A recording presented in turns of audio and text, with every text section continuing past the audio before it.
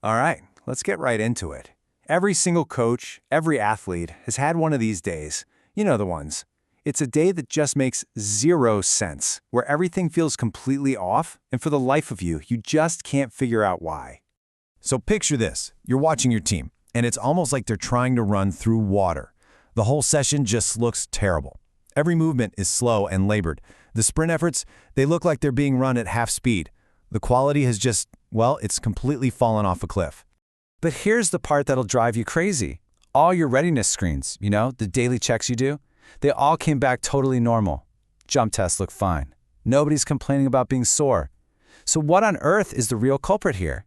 What is this invisible wall that the athletes are smashing into? Okay, so let's start digging into this performance mystery and really try to figure out why our typical ways of measuring readiness can sometimes be so wrong. Usually when we talk about fatigue, we kind of put it into two main buckets. First, you've got central fatigue. That's your nervous system just feeling sluggish, which gives you that I don't want to do this feeling of low motivation. And then there's peripheral fatigue. That's the classic stuff, right? Muscle soreness, actual damage, or just plain running out of fuel in the muscles. These are always our usual suspects. But what if I told you there's a third category, a hidden kind of fatigue? It's sneaky. It doesn't announce itself with soreness, and this is the crucial part, it doesn't show up on our standard monitoring tools. It's kind of like a ghost in the machine. So I think it's about time we unmask this invisible fatigue. We're going to introduce a concept that, look, it might be new to you, but I promise it's a total game changer for understanding why your athletes feel the way they do. Okay, it's called prolonged low-frequency force depression, or PLFFD for short. Now that's a mouthful, I know. But here's what it actually means in the real world. It's a state where your muscles can still fire on all cylinders for a huge explosive movement, like a max vertical jump. No problem. But they fail. They just can't produce force at those lower submaximal frequencies, the exact kind of force you need for jogging, for striding, for pretty much all continuous athletic movement. And this chart right here, it illustrates the problem perfectly. Just look at that difference. High-frequency force, that's your max jump power. It bounces back pretty quick. But that low-frequency force, the engine for all your general movement, man, that can stay depressed for hours, sometimes all the way until the next morning, or even longer.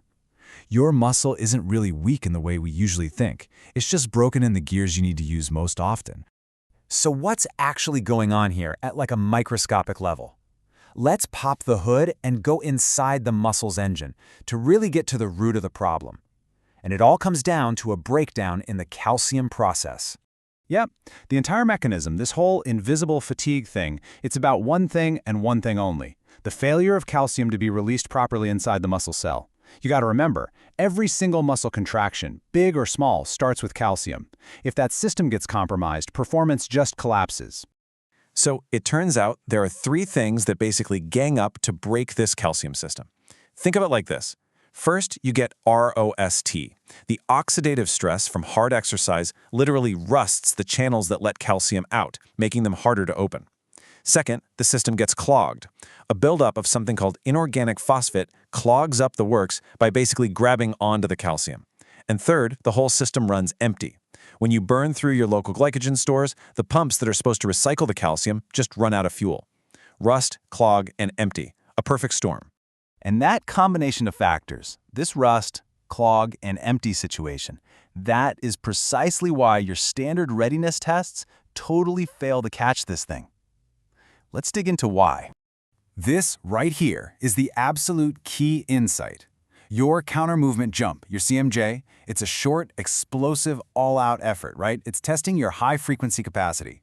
But PLFFD, our invisible culprit, it lives in the low-frequency world of jogging and striding. Your test is just looking in the completely wrong place. This suspect lineup makes the difference crystal clear. With PLFD, what do you see? Minimal soreness and a jump test that looks pretty much normal, but that submaximal performance is just in the tank. Now that's completely different from central fatigue, when you just feel flat and unmotivated, or classic muscle damage, where you are obviously sore and your jump scores take a nosedive. They are totally different animals. And this is the classic thing you'll hear from an athlete who's dealing with this. They'll tell you, "Coach, my legs feel fine, but they just feel so heavy at pace." That right there, That's the calling card of PLFFD. Okay, so we've figured out the problem, we know why it's so tricky to spot, so what do we do about it? It's time to open up the recovery playbook. So, to catch this kind of fatigue, we've got to look for new clues. We have to stop relying only on those peak output tests. Instead, maybe you monitor the velocity of a submaximal lift, or you look for how much an athlete's speed drops off across a set of repeated sprints. Or, even simpler, you track how their perceived effort changes at a standard, easy speed. If a pace that's normally a 3 out of 10 suddenly feels like a 7 out of 10, well, you're probably looking right at PLFD. And here's your game plan for recovery, designed to go right after those 3 breakdown mechanisms we talked about. First, carbohydrate timing. It's non-negotiable. That is the fuel for those calcium pumps. Second, use your warm-up as a therapeutic tool. Actually warming the muscle up literally helps dissolve that phosphate clog. And third, support the body's natural antioxidant systems through a good diet to help repair those rusted channels. So what's the big takeaway here? It's this. The invisible fatigue matters just as much as the visible kind. You absolutely cannot afford to ignore what you can't easily measure with a jump mat or a questionnaire. And that really leaves us with one final thought. One last question. Now that you know it's there, lurking right under the surface, are you prepared for the fatigue you can't see?